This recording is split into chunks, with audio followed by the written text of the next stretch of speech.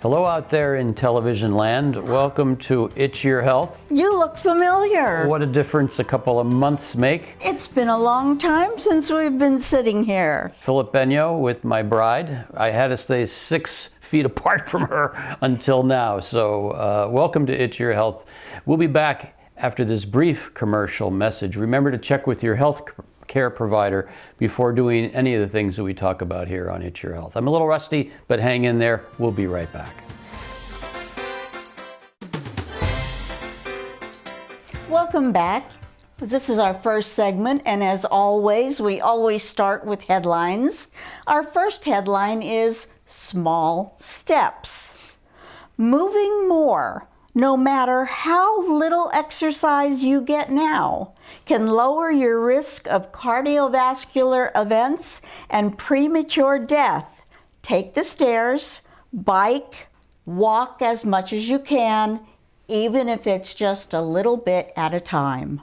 Go low, go slow. I know all of us have cabin fever, particularly after this past winter and with the recent viral pandemic. So yeah, go low, go slow, and a little bit goes a long way.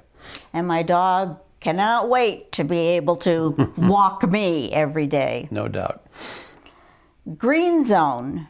Children who grow up near green space have up to 55% less risk of developing mental health problems as they age. Less vegetation causes less eating disorders, depression, and substance abuse as adults.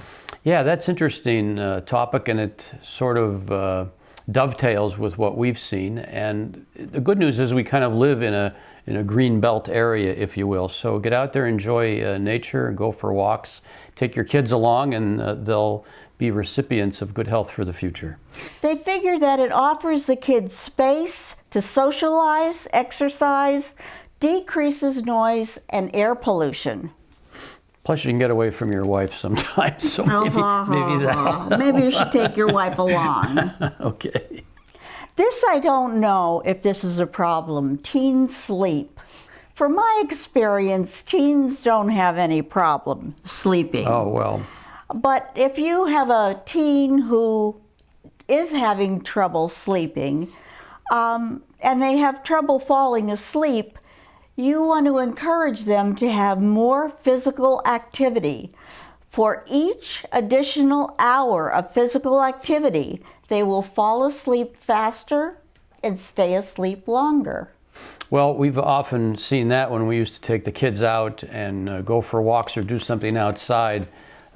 Coming home, they would often fall asleep in the car or van, and we always would say, geez, they're going to sleep good tonight.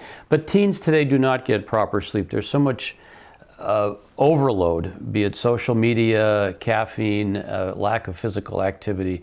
They truly need at least 8 hours. And I think the social media through the cell phone has a lot to do to keep them wired. Yeah, no doubt. Yes, no doubt.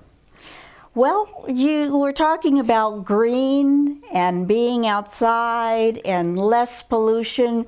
Talk to us a little bit about nature. Well, within 2 hours, we really have at our fingertips and footsteps a real green belt. Pennsylvania has, of course, the Allegheny Front, which is a little bit western part of the state. Probably the darkest part of the country is out there at night. So when you want to stargaze, that's the place. Out near Penn State area, you can see the Kittanning Ridge. Kittanning Ridge, maybe, is that what it's called? Don't know. Part of the Appalachian mountains that are out there. And again, those things are not too far away, and I would really take advantage of it this spring and summer. And there are lots of state game lands, although I recently read a report that they're limiting how many people can go on the state game lands at any one time. Yes, it's part of the new normal, I suppose. Our next headline, well, it's not a headline, but some news for you, is something I'm going to hand over to him because I can't even pronounce it. Yeah, get a load of that picture. That's called lymphangitis. You might know it as blood poisoning.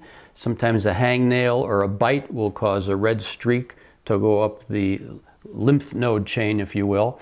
And that's typically what it looks like. And this can rapidly progress. Blood poisoning. This infection can end up in the bloodstream. So this is a medical emergency. It needs to be dealt with quickly and effectively. So if you got something like this, don't sit on it. And it happens quickly? It does. This just goes shooting right up the arm, usually within a day or so. And it mostly happens in the arm? It can happen anywhere where you have an open wound and those areas, leg or arm, but particularly the arms and hands, because we're out there fiddling around and picking our nails or getting jabbed here and there. Okay. Well, the next one is about hypertension, and hypertension is a big deal because it's a disease that doesn't have symptoms. Am I right? Correct. One of the leading causes of death and disability, heart disease, vascular disease, is hypertension, and it's similar to putting too much air in your car tire. The car tire is going to wear out excessively and perhaps blow out on you. And the beauty of hypertension is it can be controlled, but it has to be first diagnosed. And once you're diagnosed, you have to be compliant with your medications, which a lot of us are not. It's probably the #1 disease that we see. And worldwide it is. Right. And again, if it's silent. And so get your blood pressure checked, part of your vital signs. Get care and treatment for it, and like your car tires, you're going to last a little longer.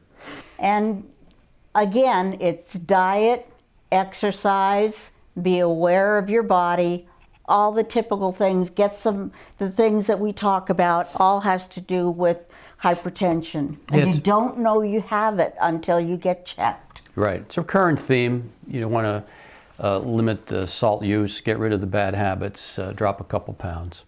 Let's do one more question before we go to break. Somebody did write in that they don't have much time for exercise, so they try to fit in exercise by taking the stairs instead of the elevator. That's a great idea. Is it a good idea? It's a great idea, assuming you have no balance issues. But when I used to go into the hospital, rather than take the elevator, I would take the steps. And you'd huff and puff a little bit, but that little bit of exercise, it turns out that after doing 2 stairs for a couple of weeks, I could then do 3 stairs for a couple of weeks. And then you keep on increasing your exercise tolerance. So yeah, again, try to move those feet. It's recommended that you do 150 minutes of moderate physical exercise, 75 minutes of vigorous physical exercise a week, and do any kind of physical exercise for about 30 minutes most days. And that could include cleaning, gardening, walking your dog. It doesn't mean anything in specific. Did you say cleaning? I also said walking your dog. Oh, all right. You missed that part. I'm going to remind you about that. And Sammy said it's time for a break. Oh, I agree. This is the first episode here in a while of It's Your Health. We'll be back with the second segment. Remember, It's Your Health, your leader in healthcare information. We'll be right back.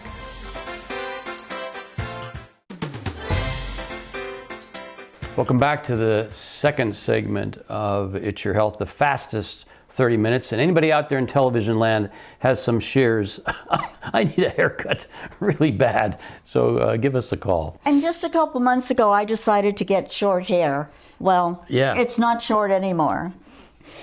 Well, let's just start our headlines again. Pot impaired driving with kids. About 1 in 7 people drive under the influence of marijuana, and it can interfere with their ability to drive and to drive well. We usually only think of alcohol.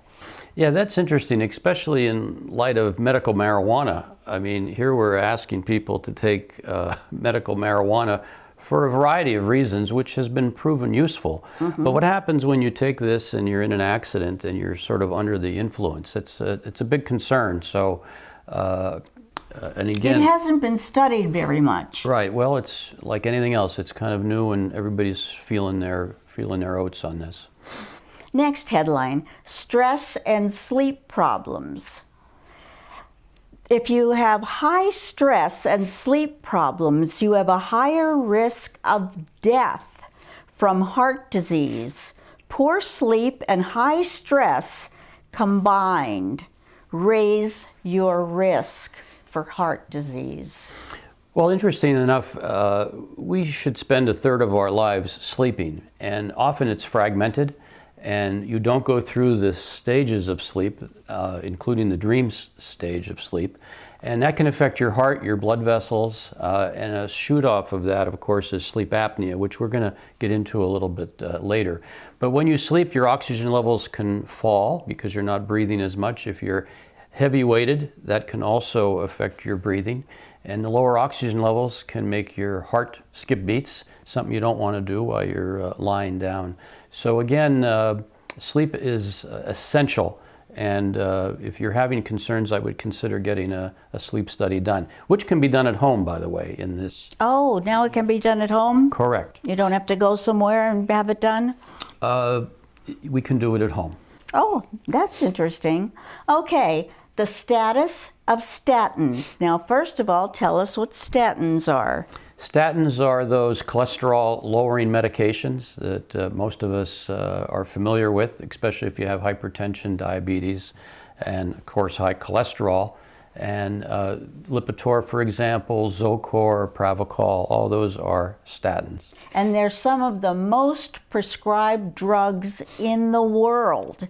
And what they have discovered is that the treatment for colorectal cancer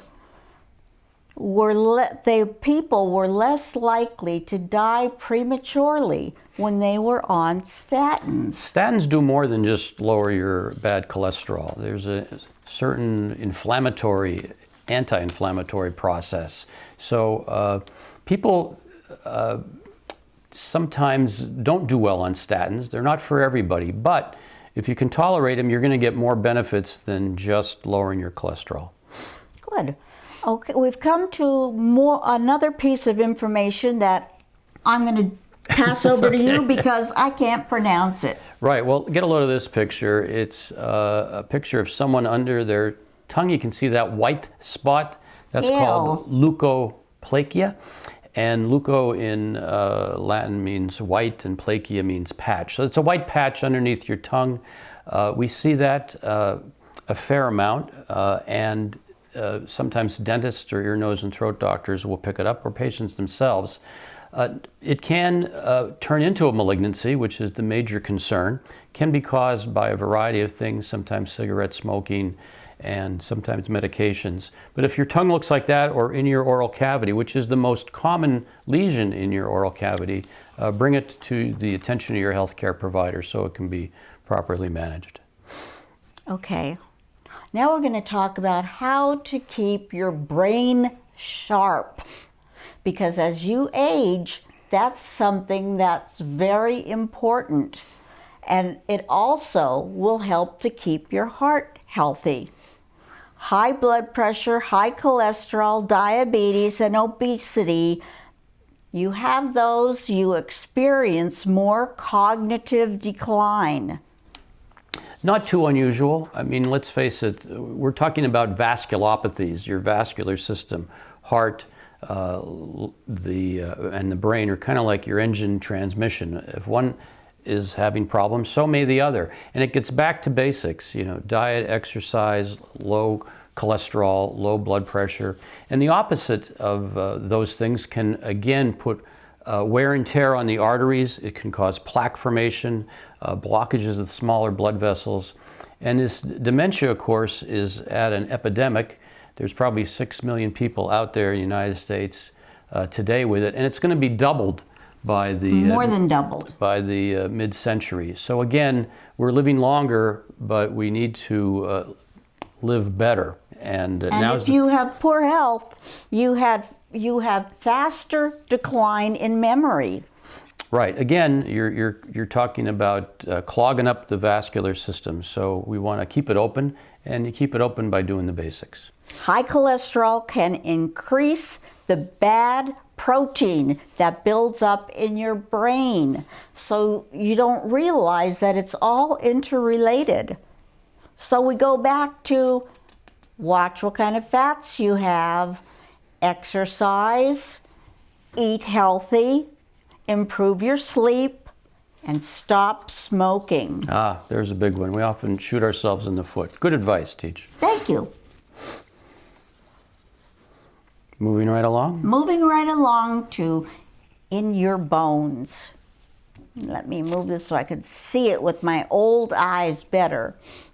Throughout life, your body discards old bones and replaces it with new bones in an ongoing process of renewal. Eventually, however, bone loss may begin to outpace the creation of new bone. That causes bones to become brittle and boosts the risk of breaks without symptoms.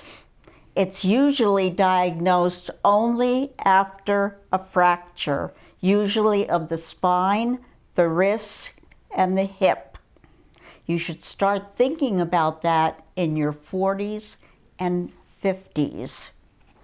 Well, osteoporosis, a big thing in women, especially postmenopausal. Men get it too. It can be slowed down before the fracture occurs, and you would want to get a DEXA scan, D-E-X-A scan, to diagnose it. And it doesn't hurt. It's real easy. Yep, no dye or injections, and calcium, vitamin D will help, as may other medications. But again, we say this is the fastest 30 minutes. We're going to be right back after this brief commercial message. Remember, it's Your Health, your leader in healthcare information. Short break, we'll be back.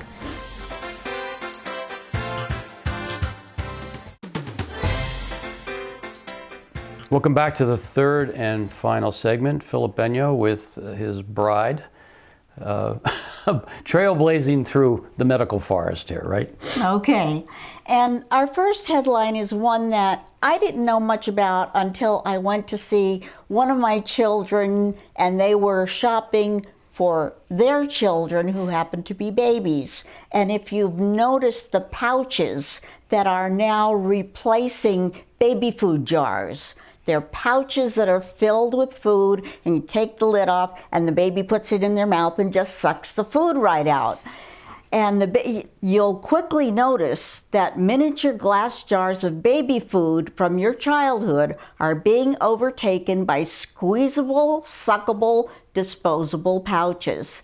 They're fine as an occasional snack, but they breed poor eating habits, stunt development of feeding skills, and motor coordination. Yeah, there's no doubt. I mean, a child should be able to learn how to pick up things and get it into their mouth, and again, use utensils. And these pouches are delaying some motor skills regarding that as well. And use the different parts of their mouth, too. Right, exactly. So let's get back to basics. And they say that they have all the nutrients that you need, but usually they have a large amount of sugar in them. Oh, well. So that's what you have to be careful of. Not good. Changing the subject completely, or talk about moths of all things. A lot of times people say, well, I hate moths because they eat my clothes. But on the other hand, moths have been seen as annoying creatures, but new research suggests that they've been badly misjudged. Moths play a vital but overlooked role in pollinating flowers and plants overnight, even more than bees.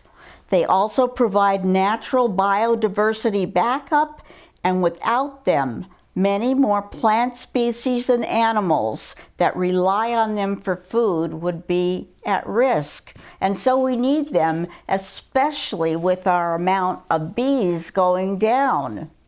They potentially fill in the pollution, the pollination gap, which is critical for a healthy ecosystem. So the next time you see a moth, let it go, let it feast on your flowers. Yeah, I'm not crazy about the gypsy moths, but I No, guess not the gypsy moths. we're going to have to let it slide there. But a lot of the nice, cute-looking moths that are around. Do you ever get hungry in the middle of the night? Want to go into the kitchen and find something to eat? Often, and you can tell us more about it? Well, there's a reason for it. Our next headline, another reason for nighttime munchies. If you're hungrily staring into the fridge at 1 a.m., it may be a sign that you need to eat cleaner. You're eating fat and sugar, and that activates your reward center for dopamine, which tells you you need more fat and sugar. And so it's telling you it's always time to eat. So the next time that you're hungry, go for a piece of fruit, and you'll break that cycle. I need a lot of rewards, so yeah, it's a problem. You have to think twice and go natural. Get some fruit or veggies. And this isn't a headline, but you know that I love dogs. So this is interesting. If you want to lower your risk of all things schizophrenia, get a dog.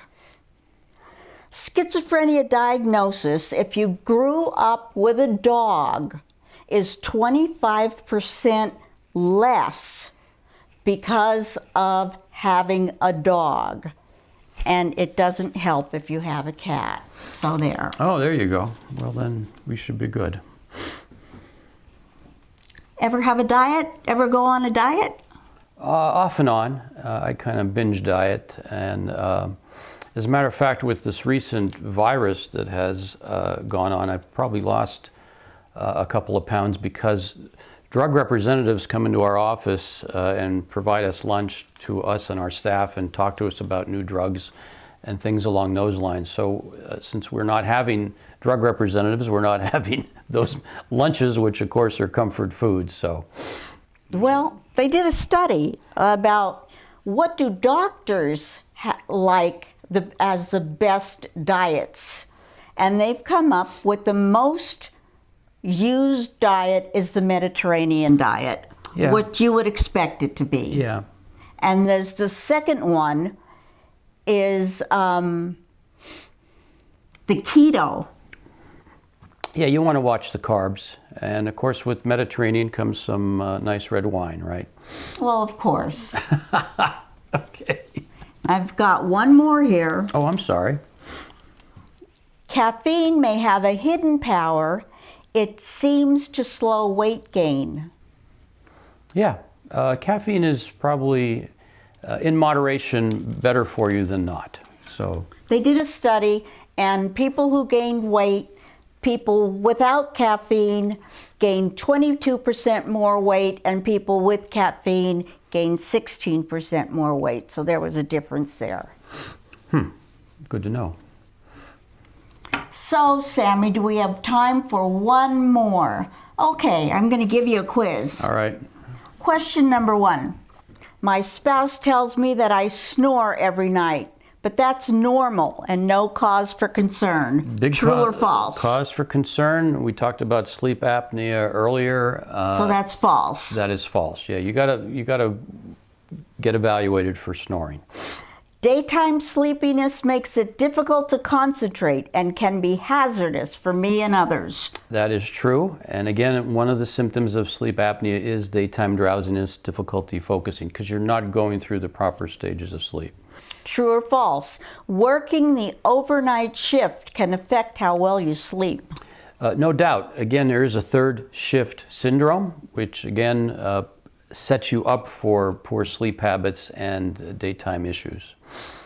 I have difficulty sleeping as a result of insomnia, but I can tough it out.